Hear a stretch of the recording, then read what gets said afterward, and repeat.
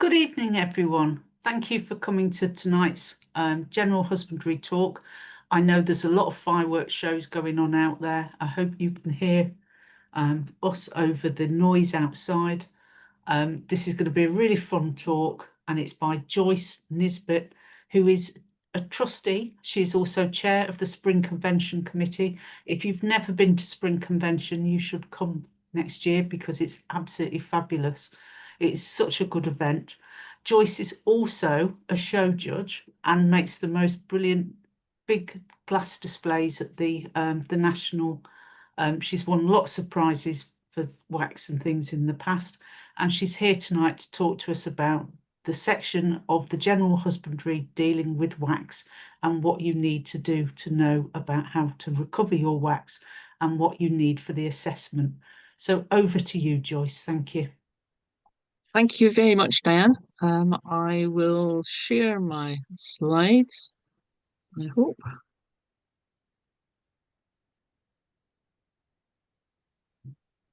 Hopefully, Yeah. we can get the people to go away from the symbol. We'll get this to go onto a slideshow. There we go. Can everybody see that? Okay, can you all see? Yeah. Now, good, right, okay. Yes, thanks, Diane. I'm going to be talking about recovering beeswax and how to produce blocks suitable for retail sale, because these are the topics which are required in the General Husbandry syllabus. I'm significantly impressed that there's as many of you have turned up tonight, especially as it's bonfire night. So, but the fact that it is bonfire night, it gives me an easy way of reminding us all that beeswax itself isn't without risks. It is a substance which we do have to be a little bit careful about. The other topics that I'm going to talk about just now are specifically the general husbandry requirements, which include a little bit about sources of beeswax, obviously rendering and the equipment involved, and then blocks specifically. So these are the topics we're going to cover. Risks. Beeswax vaporizes easily. 204 centigrade, which is the temperature quoted if you look on the internet for the vaporizing of flashpoint of beeswax, is not actually that high when you think about temperatures that domestic ovens will very easily go to. I do have to say, though, that authorities differ about the flashpoint of beeswax. Some of the textbooks that I've looked at talk more about 240 or 250 centigrade. There are some other very, very low temperatures mentioned on the internet, which I don't think are correct. But certainly it's somewhere in the region of 200 to 250 centigrade for the flashpoint of beeswax.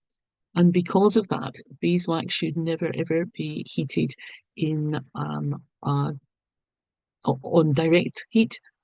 Should never be heated on a direct gas flame or something like that. I wouldn't ever risk it in a gas oven where there was a flame either.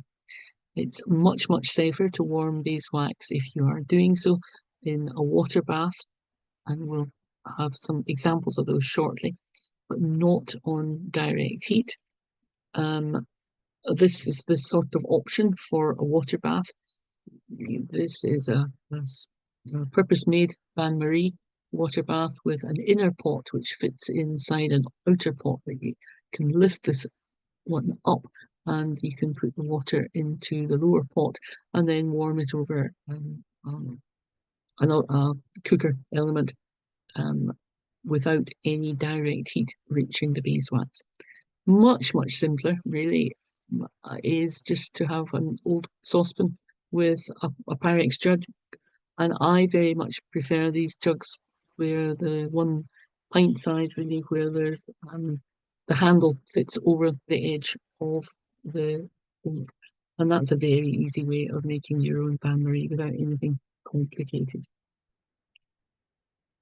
In addition to the need to use a water bath, depending on how you're processing your beeswax, you may be working with hot water, might be working with a steam wax extractor. So there's going to be the potential for hot water, steam, and hot wax around, so you have to be careful of those. And combinations of water and electricity don't mix very well, so be careful of those too. And it can involve working with sharp instruments from hive tools, knives, etc. So beeswax rendering and beeswax working is something that has to be addressed carefully. This particular risk, if you like, with beeswax was something that I learned from John Chandler, and the first time I ever saw it, it really astounded me. And this is what happens when a candle is burning, and when you have extinguished the candle, you've left the candle out for quite a significant length of time. It's okay, it's still smoking. There's still a very small amount of beeswax vapor coming off the slowly smoking candle. But see how far that flame leapt back towards the candle just now. I think that's really quite scary, just how easy it is to relight beeswax vapor.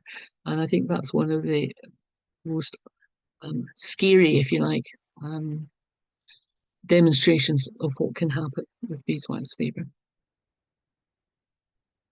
So on to the general husbandry requirements, and they are relatively limited as far as beeswax is concerned. Unless I've missed something big in the syllabus, the requirements according to the application and assessment procedure paragraphs relate to honey and wax processing and packing equipment. And then a little further down, it mentions the need for blocks of wax suitable for retail sale to be available. In the syllabus itself, it mentions again how beeswax is recovered with reference to the actual equipment used, and again the equipment used to refine the beeswax to produce blocks suitable for retail sale. And there's also mention later on in the syllabus under section 4 of the production of wax and how it's used in the colony. So I think really the first question is, what is a block of wax suitable for retail sale? What's the assessor going to expect? And as far as I'm concerned, I wouldn't expect candidates just to offer trade-in blocks. Okay, technically you can sell a trade-in block, which has still got some debris on it, to a manufacturer, but I wouldn't regard that as retail sale. And I certainly wouldn't, if I was a candidate, want to risk only providing the equivalent of a trade-in block in the assessment. I think you're better not to risk an argument with the assessor, and very much better to have better blocks, better quality blocks, the sort of thing that you would be happy to sell on a stall or via a local craft shop or something like that, rather than merely a trade-in block. So these blocks here are what I would produce as an initial stage of filtration of my beeswax, whereas the ones over here are actually the same batch of beeswax. They've just been given a first stage of filtration. They've been made into different types of beeswax molds, one with a very shiny surface, one which is silicone mold with a slightly more matte surface. I don't think it really matters so long as they're nice clean beeswax blocks, and I'll talk more about that later on. So going on to the sources of beeswax, and this is much more about the question, the point in the section 4 of the syllabus. Beeswax, and I'm sure I'm not the only person who's left a space big enough in a hive for the bees to put a little bit of wild comb like this, but you get nice new wild comb like this, and the beeswax is produced by the young worker bees when they're gorged on nectar, honey, or sugar, which stimulates the production of scales of wax from their own wax glands, which are on the sterni of abdominal segments 4, 5, 6, and 7. The young worker bees themselves have already had to consume some pollen, but their glands really go into wax production when they are gorged on nectar, honey, or sugar.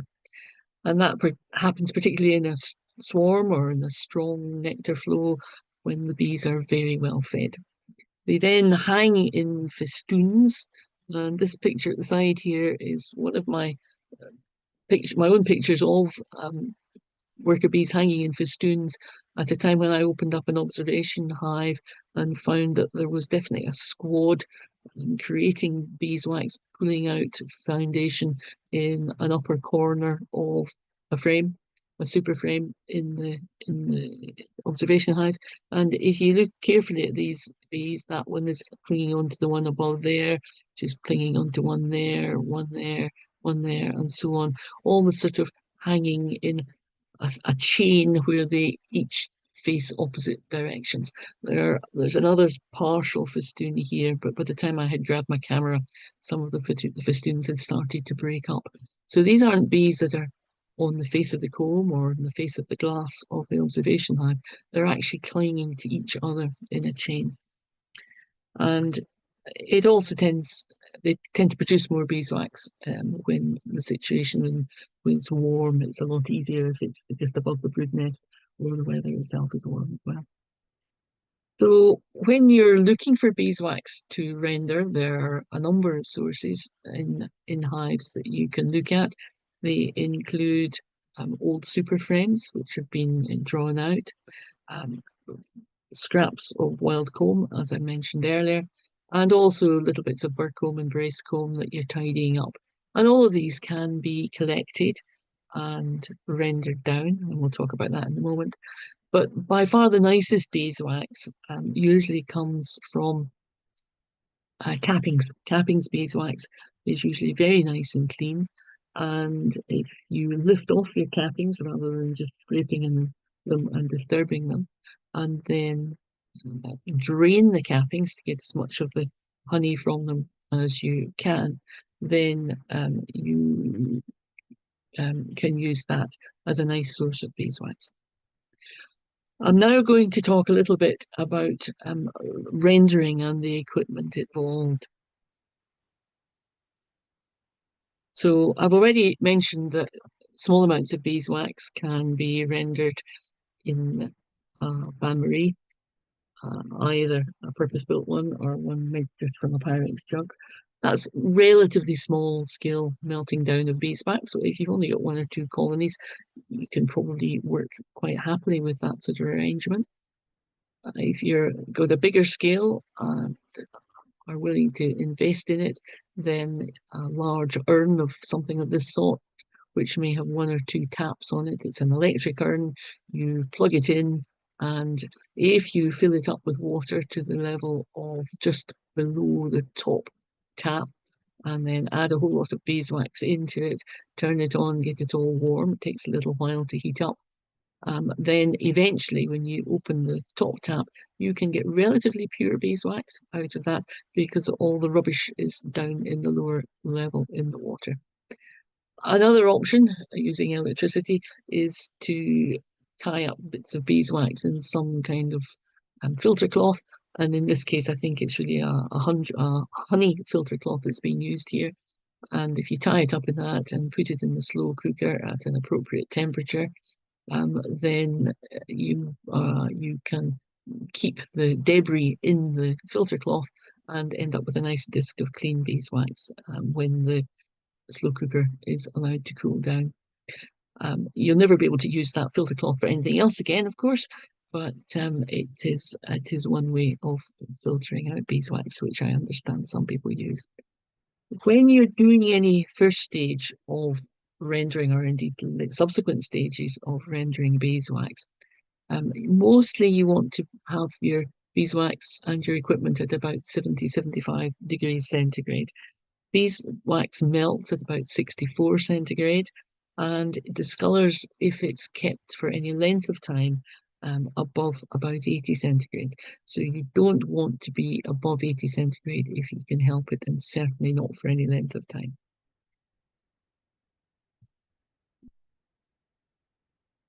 I usually, in whatever way I'm using of purifying my beeswax, I usually do my first stage of filtering through non-staining tights, if you like, old pair of tights or very light coloured tights which aren't going to stain the beeswax. So if I've melted beeswax in the upper part of a bain-marie, and then I'll stretch some tights over a cleaned out margarine tub or butter tub or something like that, and then tip the small amount of beeswax with debris into it down through that. There may still be some little bits of honey or another debris as well. I've usually also got some water mixed in actually with that first layer, so that when it all goes through the tights, it's a mixture of water and molten beeswax that goes through, and you end up, when it's cooled, again with a piece of beeswax with water in underneath it. I mentioned earlier that very clean beeswax comes from cappings, and if you drain these over a honey filter, honey straining mesh, then you can put into a large casserole something which looks as if it's almost completely clean beeswax. Doesn't look as if it's got any honey in it until you put it in an oven at about 70 centigrade for about an hour or so, depending on the quantity. And what you thought was clean beeswax with hardly any honey because you drained it all out, you suddenly discover that about 2/3 of what you've got is still honey, and only about 1/3 of it is beeswax. Of course, at 70 centigrade, which is high enough to melt the beeswax, that really overheats the honey. So the honey can't really be used as anything other than baker's honey after that.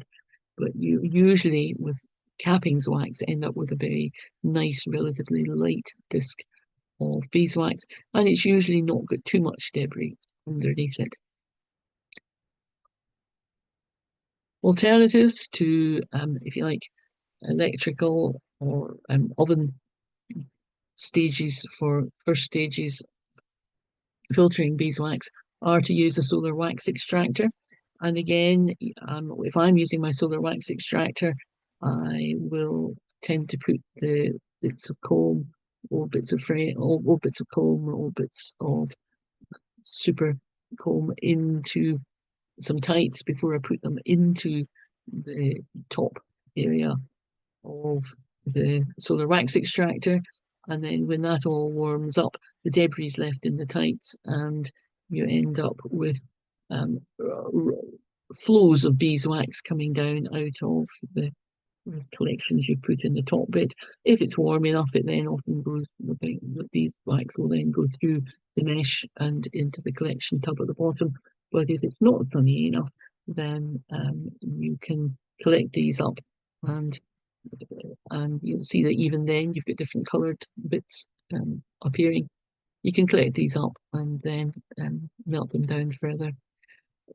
One thing about the solar wax extractor, though, is that obviously it has to be at more than 64 centigrade, but you don't really know how hot that's getting in the summer. In very strong sunshine, it might well be getting very, very warm, and you don't really have control over that. And I've certainly seen some sources recommending that you don't use a solar wax extractor for your best of cappings wax. And presumably that's because you don't want to overheat it and risk it discoloring. Then you come on to a whole lot of options for steam extractors, and I'm grateful to a great many friends who were good enough to send me photographs of their various steam extractor systems. There seem to be a great many options for this, and indeed I'm sure many of you have more experience of these than I have. This is a system where most of them work on the system on the basis of having steam produced by a wallpaper steamer machine, an electric wallpaper machine, and the tube from that goes somewhere into a closed off container, and you put the beeswax into that closed container. Looking down into it here, we can see that bits of comb have been taken out of the frames. There's mesh down near the base of this large tub, and there's a tap on the front where the melted beeswax and condensed water will flow out. This is a purchased version from one of the large retail beeswax beekeeping equipment retailers, but it works on the same principle. On this side, there's a thing that produces the steam, which goes in here. You can put full frames standing in the container, and around the other side again, there's a tap here where you can drain off the melted beeswax. And again, inside, there's a grid, and you can use a Hessian sack or something like that to hold back the debris while everything else, the wax that you want melts down and drains out through the tap. And then I have yet another option of something very similar, which is really looks as if it's been fashioned from a brood chamber really here, which has got a hole which you can't really see very well because the pipe from the wallpaper stripper is coming in front of it, but there's a hole here where the melted beeswax can drain down into a pot or other receptacle, and it's the tube from the wallpaper stripper is going in near the top up here, and there's a lid which is held together with it all with some clamps there as well. So, all sorts of options for effectively using a piece of equipment which is based on a wallpaper stripper.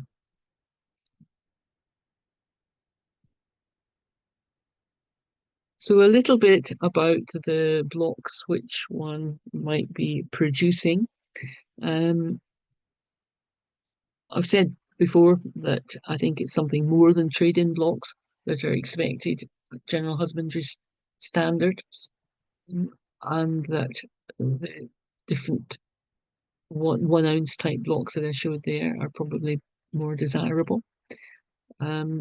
And if you're going to be doing that, you need to get rid of the little bits of debris that are usually still on the wax and in the wax when it's had a first stage of rendering only through tights.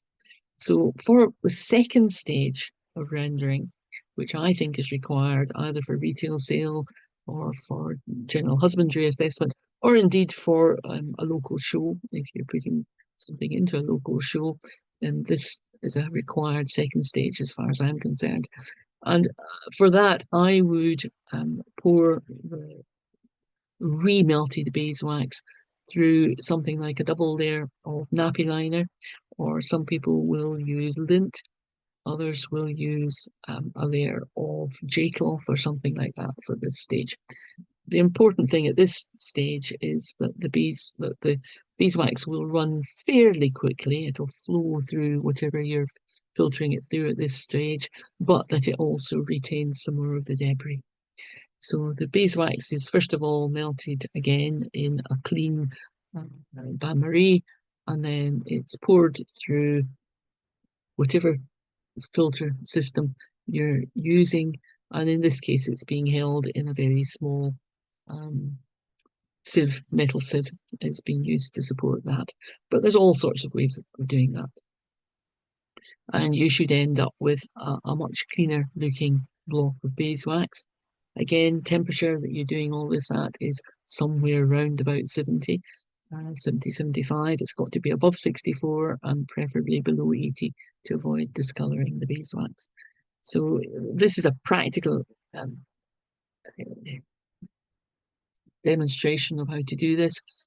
There's one of the blocks, it's still got debris on it. You can see I'm melting it down just in a Pyrex jug, pouring it through a double layer of nappy liner.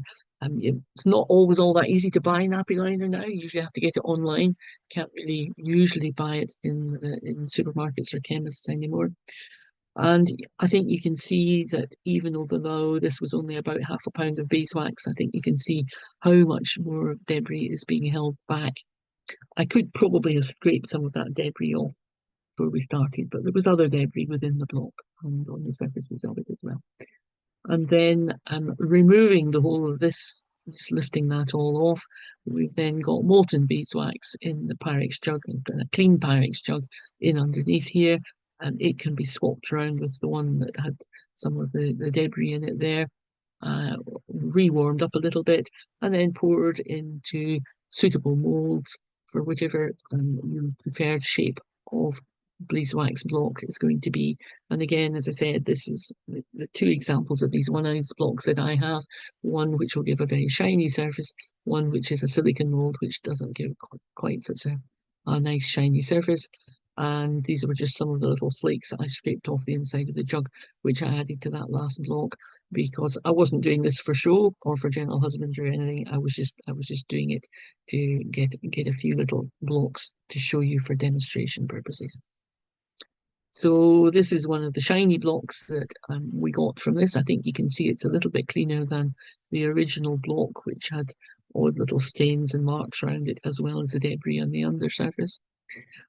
And indeed, I think, as far as I'm concerned, that something like this, or a slightly tidier version of something like this, maybe without the little scratches on it, would be absolutely acceptable at general husbandry, so long as it's nice and clean.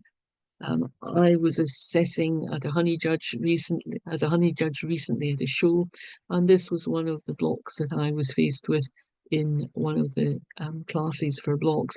And I think you can, even over Zoom, I think you can see that there's a hair on it there. There's some other debris in it here, other pieces of debris in it. These weren't all just in the surface. These were little flecks of debris on the within the beeswax.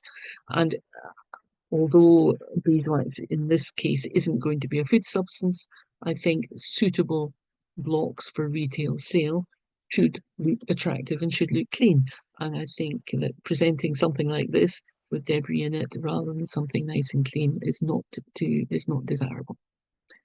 The third stage of rendering beeswax, I think, is an optional for general husbandry. I think if people want to, for retail sale or general husbandry, or for perhaps a higher level county or national show, or to produce very nice candles, then fair enough. But I don't think the third stage that I'm about to describe is, strictly speaking, necessary for general husbandry, so long as the second stage is done well and the blocks which are produced look clean. And the third stage of filtration, which I learned from John Chandler from Yorkshire, is to slowly melt blocks which have already gone through a second stage of filtration, slowly melt those through a coffee filter. This is not a quick procedure. It's not like just pouring the wax through nappy liner. This involves putting 2 or 3 ounce blocks perhaps of beeswax into a coffee filter, supported somehow over some other kind of container. Now, there are lots of things that can be used for this. Some people will support their coffee filter inside a cleaned out tin with holes in the base of a food tin or something like that. I have a slightly Heath Robinson system, which involves supporting the coffee filter in a supermarket ready meal, half of a supermarket ready meal container, which is a hole cut in the base of it, so that the beeswax can melt through the filter. It then goes down through the hole that I've cut in the base of this ready meal container, and then there's another hole to match, if you like, in the lid of a fast food container, and then the beeswax drips down slowly into the fast food container in underneath.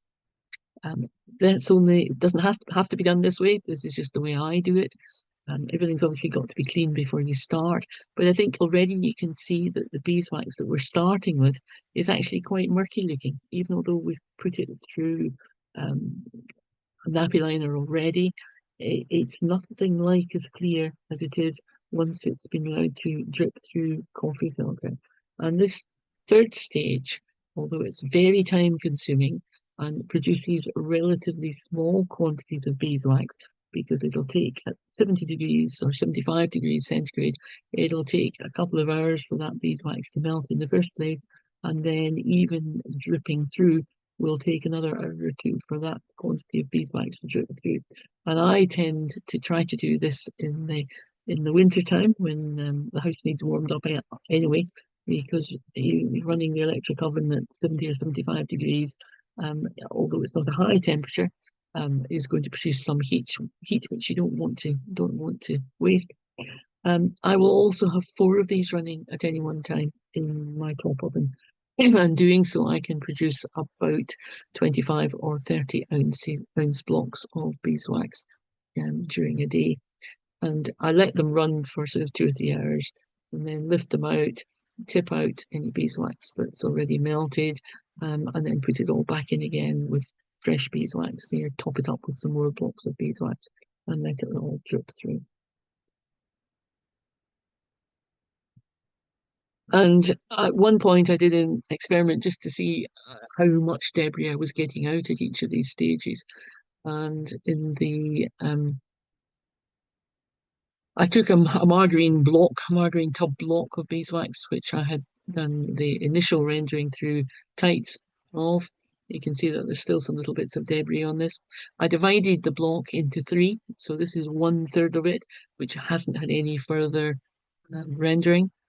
The second third of it, I only poured through nappy liner, and this was the nappy liner that I had used. You can see that there's some debris. It was a reasonably clean block, so there's some debris in that, and I ended up with a block from that section of the original division, from that third of that original division, which looked a bit cleaner than the first one did. With the third part of the block, the same block, I put it through a different piece of nappy liner. So this one has only had 1/3 of the block put through it. Put it through a different piece of nappy liner, and then I let it drip slowly through coffee filter, and ended up with very much cleaner beeswax. And that was only a 1/3 block had gone through that. And I think if anybody ever does this, I think the first time you do it, I think it really amazed me how much debris there still was in what I thought was relatively clean beeswax. And looking at the beeswax blocks that I think are the options, these were the ones that I showed you earlier. That's the same 6 beeswax blocks which have been produced from beeswax, which has just gone through nappy liner, whereas these 3 are from the same batch, if you like, of beeswax blocks, but they've gone through 2 additional stages of filtration. They've gone through nappy liner, and then they've also gone through coffee filter dripping, the slower process as well. And you can get very much cleaner beeswax out of blocks of beeswax which look as if they're not going to be suitable for anything other than trading. The first time I took some beeswax blocks, which I thought were really too dark for making candles or anything like that with, and kept going to see how much cleaner I could get them. I was astounded at how much cleaner I could get that beeswax. Okay, it's never going to be, if it starts off this colour, it's never going to be completely pale, creamy beeswax. It's always still going to be slightly yellowy coloured, but it's a good deal cleaner than the beeswax that's only gone through nappy liner. And of course, you don't need to use these 1 ounce block molds that I was suggesting just now. There are lots of other attractive molds available. Some of them are soap molds and similar. And for general husbandry, I think the 1 ounce blocks that I was showing are absolutely acceptable. As I say, I think for general husbandry purposes, blocks, so long as they're clean, where the beeswax has only gone through nappy liner or G-cloth or something like that, perfectly adequate. But I think if you're going for higher shows or higher candle making, or just want to play with beeswax otherwise, then I can recommend the additional 3rd filtration stage of letting the beeswax drip slowly through coffee filter. So I don't think there's much more to say about beeswax and rendering. These are the topics that we've covered just now. We've talked about the risks. We've talked about the fairly limited general husbandry requirements, how the bees make beeswax, some of the options for rendering. And I think the options are probably almost as varied as the number of beekeepers out there, and also some of the blocks that you can produce. If you want to take this further, then although there isn't very much in the BBK General Husbandry booklet other than information about making a solar wax extractor, there are a few books around available on beeswax itself. I think Northern Bee Books has an up-to-date edition of this one. I've got this older edition of Ron Brown's beeswax book. This is a book which has got quite a lot of technical detail in it. And then there are various books about making beeswax candles, books about showing honey, which include information about entering beeswax candle and block classes, and also about modelling with beeswax, making beeswax flowers and things like that. So there are a number of books around. You certainly don't have to go to this level for general husbandry. It takes a particular level of, well, my husband says that it's a particular level of socially acceptable outlet for my obsessional tendencies, and he's probably quite right. But I've had a lot of fun over the years making items out of beeswax, and Diane did ask me earlier if there was going to be a corgi in the lecture. So yes, there's a beeswax corgi in the lecture. I made these beeswax corgis for the National Honey Display in 2022 when it was just after the late Queen had passed away. And that was one of the items that was on it, and then it was one of Jane Medwell's favourites. And Diane also mentioned earlier the ideal opportunity to come and learn more about beeswax at the BBK Spring Convention, and I can't finish this lecture without a quick commercial break for that. So certainly, as I say, you don't have to go to the level that I've gone to in order to get the requirements of the syllabus for the general husbandry assessment, which are relatively limited and are simply about the equipment for beeswax recovery and beeswax refining, and also to produce blocks suitable for retail sale, and the knowledge about the production of beeswax and how it's used in the colony, and its uses in the colony, or obviously for comb principally, and for storage of honey and pollen, and for somewhere for the queen to lay and produce the brood. If there are any questions, I'm very happy to take those. Shall I stop sharing? Yes, you could do. Thank you, Joyce. That was absolutely excellent.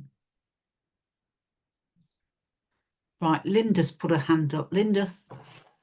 Hi, that was absolutely excellent. I'm just wondering if heating the wax several times, obviously you've said melt it 3 times to do the third filtration, but if you have to heat it again and again and again and again, because I have done when I've tried to prepare one for competition, will that discolour it, or is it just heating it over the 80 degrees that would discolour it? I think it's most. I think it depends, obviously, how long you do it and how close to 80 degrees or so you are. You've got to be. I think the less you can heat beeswax in the same way as the less you can heat honey, the better. I think it's not only the discoloration of it.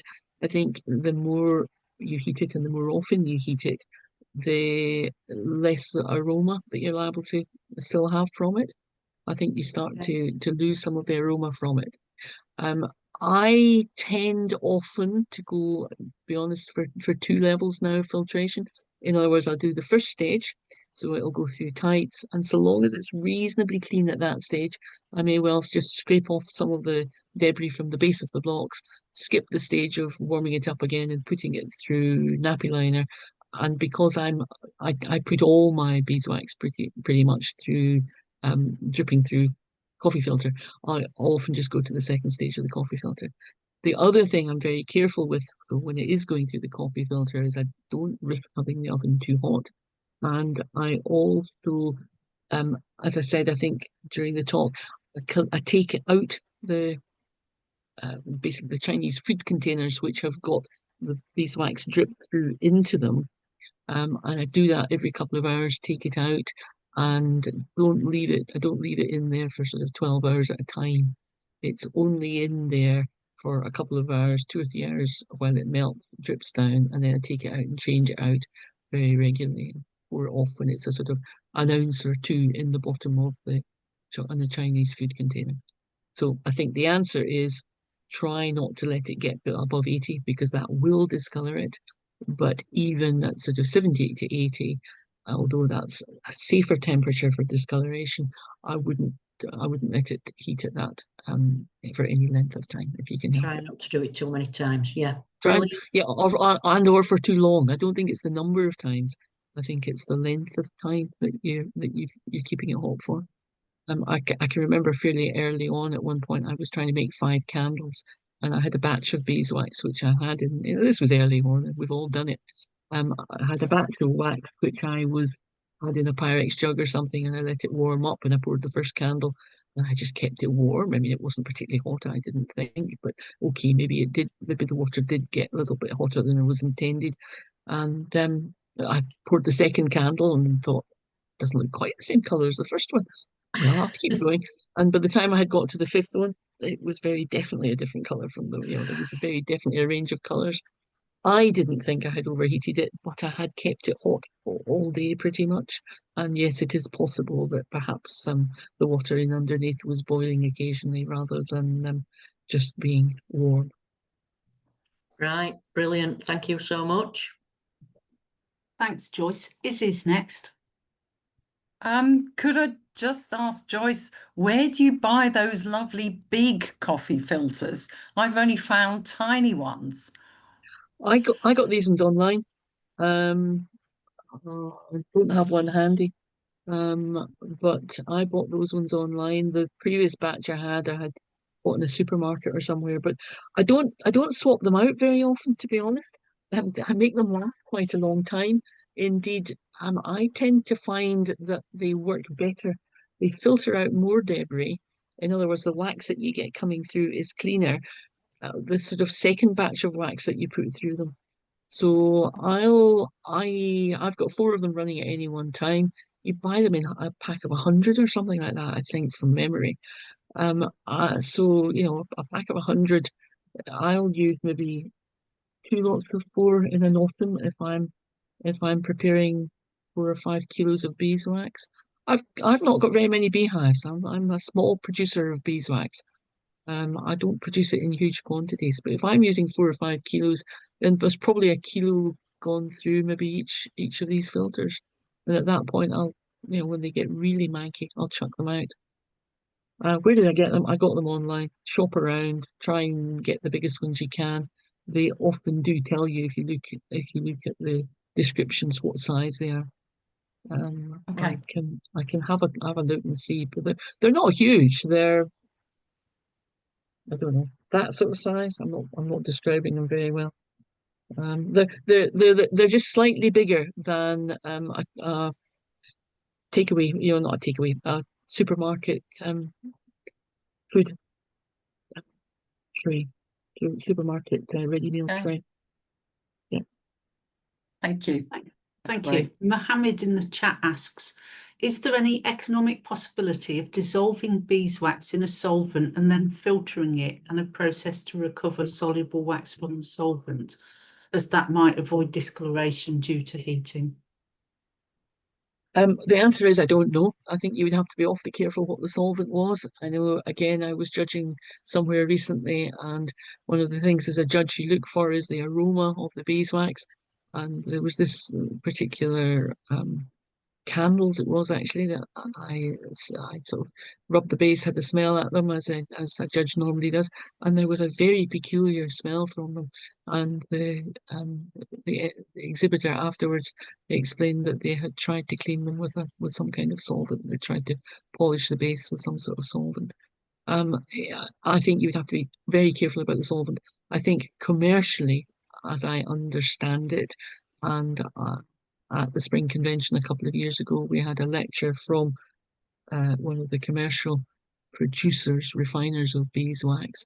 And I think what was really surprising to, I think, all the beekeepers where there was the temperature at which they were processing and filtering their beeswax. They were then putting bleaching agents into it. So effectively they were filtering the beeswax under pressure at a temperature very much higher than we would recommend, as in, from memory, I think it was something like 120 that they were filtering it at. And what they were then doing, though, was putting a bleaching agent through with the beeswax at the same time. So presumably it was discoloring, but being bleached, and the discoloration colour was also then being bleached out. Thank you. Brian asks, what makes the wax go dark yellow? Dandelions. I don't really know. I think there are probably there are still components of the beeswax which we're not filtering out. I think coffee filters will be filtering out obviously the debris and some of the larger pollen grains as well. I think there are obviously still dissolved substances, and I think mostly dandelion is what we're all familiar with, which produces a much brighter yellow beeswax than other sources do.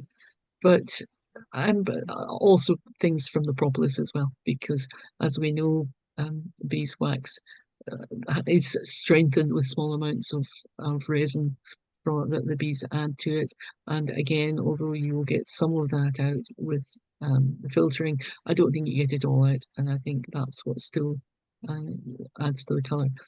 But as a judge, I actually prefer a pale yellow beeswax. Some judges prefer very, very pale beeswax, but we're not talking about judging here. We're talking about general husbandry.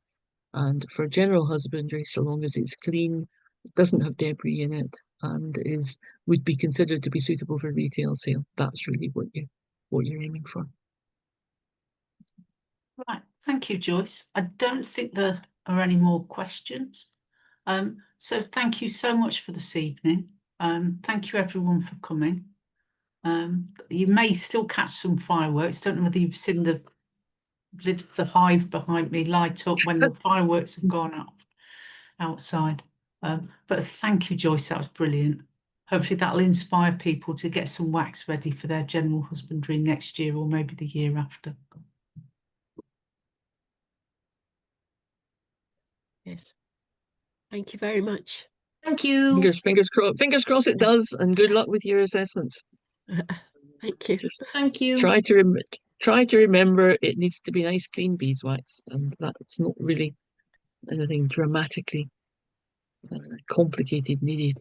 It's just got to be the method that you do, and that it produces something nice and clean at the end. Thank you.